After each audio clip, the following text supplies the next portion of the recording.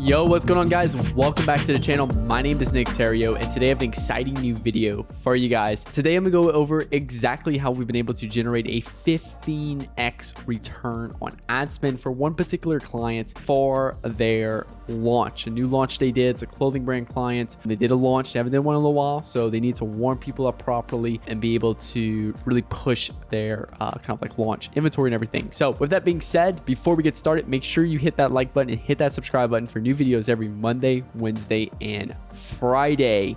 So let's dive into it.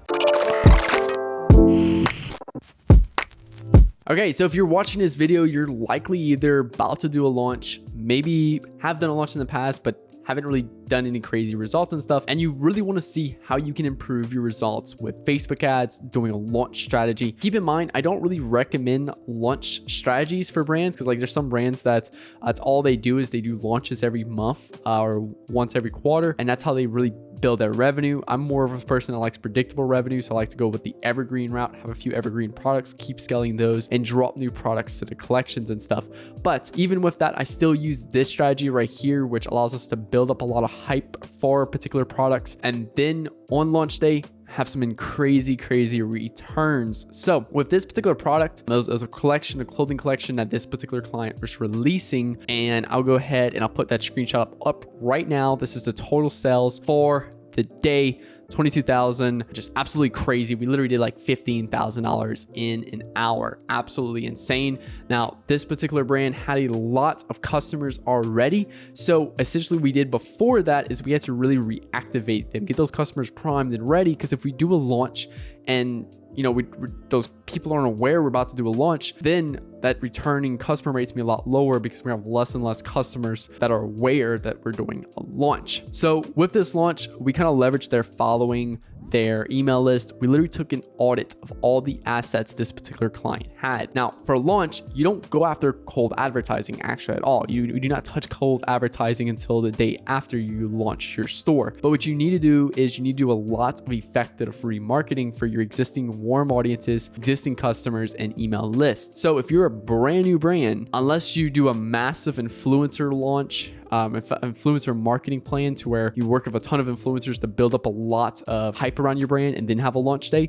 that works extremely well. And that's, in fact, that's what we're about to do for one of our clients, coming soon clients, which is gonna be massive, and I'm excited to share it with y'all very soon. But for this particular client, they had a good size following, around 20,000 followers on their Instagram. And so we had a lot of room to work with for the warm audiences. They already did a few launches in the past, but they never used a proper strategy to really push it like this. And this really made massive impact. Previous launches, they did about 5K to 10K. So we really need to do a big push to really hit those new levels inside their business. So what we did is we set up a few campaigns. So if we take a look at the ad account right here, you can actually see we spent $1,500 to make back about 22K. Obviously, this does not, they did some email marketing as well, and they already had some of those. They already had an SMS list, but because how like loosely Facebook has been tracking lately, we're probably around a 10 to 15x ROAS right here, actually.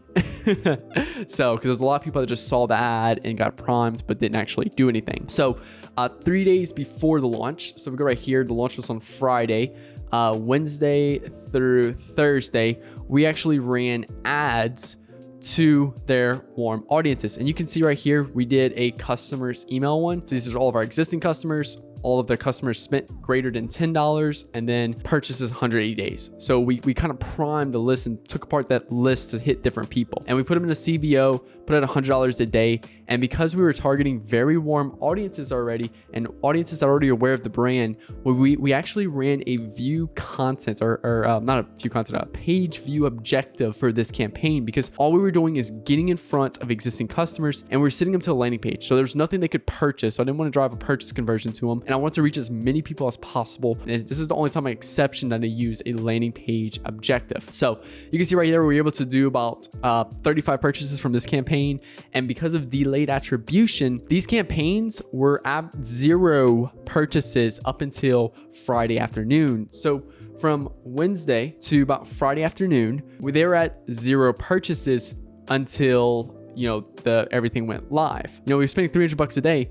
You have to be able to spend without getting any purchases for a few days to really do a launch like this. Now, hot right here is all of our website visitors and stuff. I just did website visitors 90 days, and then warm, which actually was very surprisingly, this didn't work. And I think we could have probably changed this up a little bit more effectively. We probably could have put just all of them in one ad set, because we were definitely having some issues with this right here.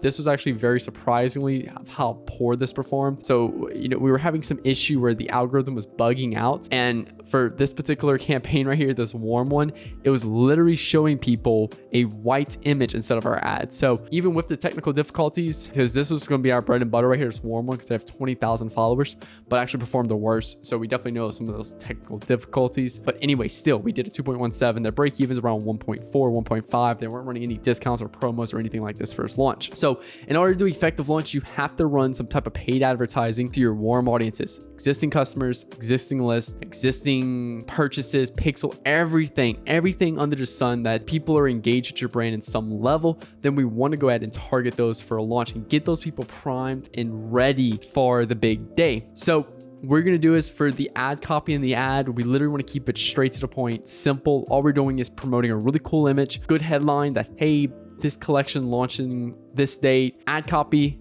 this date launch, super simple. We're making it very easy just to get awareness out there that there's a launch happening. Some people are clicking on the ad, some people are just viewing it, some people are going to the website and signing up for the landing page. And again, it paid off very well. Now, on launch day itself, we needed to run some campaigns to let people know that everything was live. So on launch day, you're actually going to do a lot less for the launch day campaign. So these are all launch day campaigns right here. And we did a lot less because these are the campaigns letting people know the collection was live. But these are the campaigns right here that did all the heavy lifting. So all the heavy lifting for a effective launch is the days before. We recommend a week before. We signed this client on 2 days before they actually did their launch. So this was not a, ideal situation, but we still wanted to make as most impact as we could with what we have available. So we maximized our time together. And on launch day, we launched these campaigns that basically just same exact audiences, but saying, hey, collection is live, you better get it now. So that's it. It's simple as that. Really. You can see right here, if we go digging deeper into this, and some of our warm audiences really picked back up, and we're targeting page fans. That's people who like your Facebook page, IG engagement, 180-day IG engagement, 30-day, 7-day. I like to break them all apart, and I actually like to exclude them as well. So in 180-day, I was excluding 30-day. And this is one downfall right here of using CBO campaign. One particular one got all the spin, and probably our 7-day one was going to get the best results. And we can see right there 16x ROAS. But again, that's some side notes. These people didn't have a crazy budget, so I just kind of let Facebook algorithm do its thing with the CPO, and it actually kind of played us a little bit. So that's one mistake on our end, but hey, still some amazing results and did exactly what we needed to do. So going back over, if you're planning to do a launch, first off, you have to understand if you're ready for a launch. If you're just starting your brand out with no prior history or data or anything, I would really go for a launch. But let's say if you do 10 to 25K a month, you have a good size following, good size customer list, good size of website visitors, maybe if you're doing 150, 500K, $1 million a month. When you have all of that in place and actually have a lot of hype around your brand, that is when you want to do a launch. And you can still run your evergreen ads on the side of doing a launch, because what we could do is we could simply have our tofu campaigns in here that's consistently still doing the evergreen and stuff. And then we could still run some hype ads in the background, because like I said, for a launch, it's all about a party. So imagine a party. We want to hype people up for the party.